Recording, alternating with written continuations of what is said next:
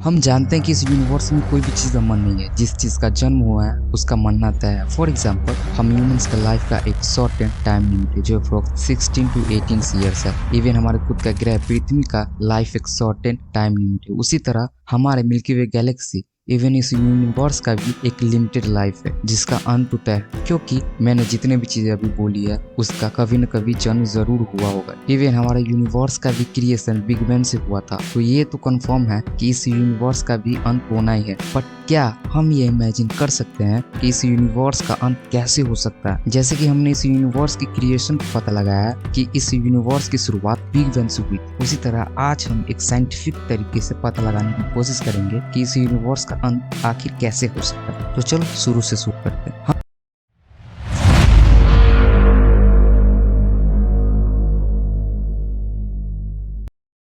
हम जानते हैं कि इस यूनिवर्स की शुरुआत बिग बैंग से हुई थी, बट मैं आपको कहूँ कि इस यूनिवर्स की शुरुआत बिग बैंग से नहीं बल्कि किसी और कारण से हुई होगी, क्योंकि इसके भी चांसेस उतने ही हैं जितने कि हम ये मानते हैं कि इस यूनिवर्स की शुरुआत बिग बैंग से हुई। मैं ऐसा इसलिए कह रहा हूँ क्योंकि साइंटिस्टों ने आज के लिमिटेड नॉलेज से इस बिग बैंग हाइपोथेसिस को दिया था। तो तुम खुद सोच के देखो कि हम आज की टेक्नोलॉजी के हेल्प से हम अपने खुद के ब्रेन को सही से स्टडी नहीं कर पाए, तो हम कैसे आज की लिमिटेड नॉलेज से इस यूनिवर्स की क्रिएशन को पता लगा सकते हैं? कुछ चीजों को ढूंढने के लिए टाइम तो लगता ही। मैं ये नहीं कह रहा हूँ कि इस यूनिवर्स की शुरुआत बिग बैंग से नहीं हुई है, बट मैं ये भी नहीं कह सकता कि इस यूनिवर्स की शुरुआत बिग बैंग से ही हुई थी। तो यहाँ पे एक सवाल खड़ा होता है, तो फिर हम क्यों जब भी इस यूनिवर्स की क्रिएशन का बात आता है तब हम बिग बैंग को ही बढ़ावा देते हैं? तो इस सवाल का एक सिंपल आंसर है कि अभी तक हम जितने भी यूनिवर्स की क्रिएशन को लेकर हाइपोथेसिस दिए हैं उनमें से सबसे परफेक्ट बिग बैंग ही है आज की सेंस ऑफ नॉलेज से। इसीलिए हम बिग बैंग को इतना बढ़ावा देते हैं। इसी तरह हम आज की लिमिटेड नॉलेज से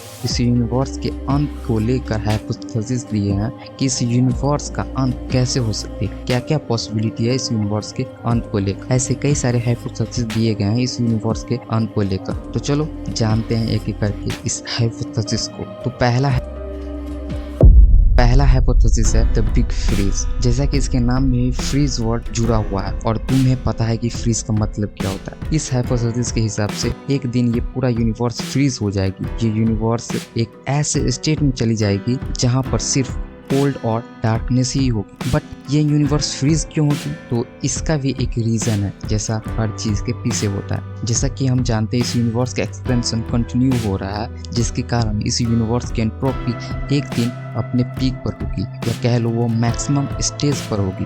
बट ये एंट्रोपी क्या है? फिलहाल तुम्हें इसके छोटे से इंट्रोडक्शन से ही काम चलानी होगी। इन फिजिक्स एंट्रोपी को एज अ टूल यूज किया जाता है किसी भी चीज के रैंडमनेस एंड ऑर्डरनेस को मेजर करने के लिए। या तुम इतना समझ लो कि इस यूनिवर्स की एंट्रोपी हमेशा बढ़ती रहती है। इस कारण एक दिन ये एंट्रोपी अपने मैक्सिमम स्टेज पर होगी, जिसके कारण धीरे धीरे ये यूनिवर्स कोल्ड होने लगेगी या फ्रीज होने लगेगी, जिससे इस यूनिवर्स का एक्सपांशन रुक जाएगा और इस तरह इस यूनिवर्स का अंत हो जाएगा। अब चलते हैं दूसरे हाइपोथेसिस पर, जिसका नाम दिया गया द बिग क्रंच। यह हाइपोथेसिस बिल्कुल रिवर्स है बिग बैंग थ्योरी का। जैसा कि हम जानते हैं कि इस यूनिवर्स की शुरुआत एक सिंगुलैरिटी पॉइंट से हुई थी, फिर एक बड़ा धमाका हुआ जिसे हम बिग बैंग कहते हैं, जिससे इस पूरे यूनिवर्स का जन्म हुआ। उसी तरह एक दिन ऐसा आएगा कि इस यूनिवर्स का हर एक चीज कोलैप्स कर जाएगी और उसी स्टेट में चली जाएगी जिस स्टेट में बिग बैंग अपने इनिशियल स्टेज पे था। यानी हर एक चीज एक सिंगुलैरिटी पॉइंट में समा जाएगी, जिससे इस यूनिवर्स का अंत हो जाएगा। बट इस हाइपोथेसिस के एक इंटरेस्टिंग फैक्ट भी है कि ये प्रोसेस रिपीट होती रहेगी। लाइक पहले बिग बैंग होगा, फिर बिग क्रंच होगा, और ये प्रोसेस इसी तरह रिपीट होती रहेगी और इस यूनिवर्स का बर्थ और डेथ होता रहे। तीसरी हाइपोथेसिस है द मल्टीवर्स। इस हाइपोथेसिस के हिसाब से इस यूनिवर्स में ऐसे कई यूनिवर्स हो सकते हैं। ये कितना वियर्ड साउंड कर रहा है। मेरा मतलब है हमारे यूनिवर्स की तरह कई यूनिवर्स हो सकते हैं और हमारे यूनिवर्स भी उसी मल्टीवर्स का एक पार्ट है। अगर हमारा यूनिवर्स का अंत हो जाता है तो भी हम किसी दूसरे यूनिवर्स में एग्जिस्ट रहेंगे और इन्वॉल्व होते रहेंगे। मल्टीवर्स का कॉन्सेप्ट एक कंफ्यूजन की तरह, जिसे हम किसी और वीडियो में डिटेल में बात करेंगे। तो ये थे कुछ हाइपोथेसिस जो इस यूनिवर्स के अंत को लेकर दिए गए थे। बट इसके अलावा भी कई और हाइपोथेसिस है, बट मुझे जो इम्पोर्टेंट लगा मैंने उसे ही डिस्कस किया है। बल्कि ये सभी हाइपोथेसिस ज़्यादा पॉपुलर है और सभी हाइपोथेसिस और ज़्यादा एक्सेप्टेबल भी।